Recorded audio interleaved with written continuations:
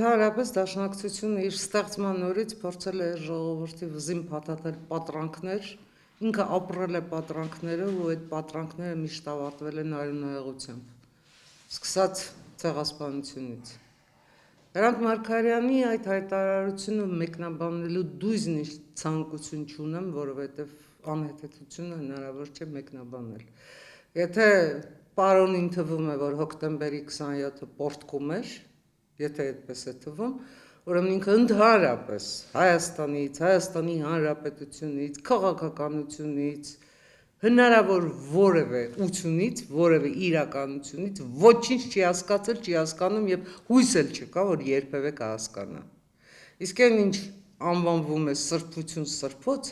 գիտեք, Կառափնատեղին սրբոց անվանող կուսակցությունը ընդհանրապես Հայաստանի Հանրապետությունում գոյության իրավունք չունի։ Եվ ես կարծում եմ, որ իրավապահ մարմինները հենց այդ հարցազրույցը պետք է հիմք ընդունեն Հրանտ Մարգարյանի եւ կոնկրետ այդ կուսակցության նկատմամբ քրեական գործ հարուցելու համար, որովհետեւ գործնականում դա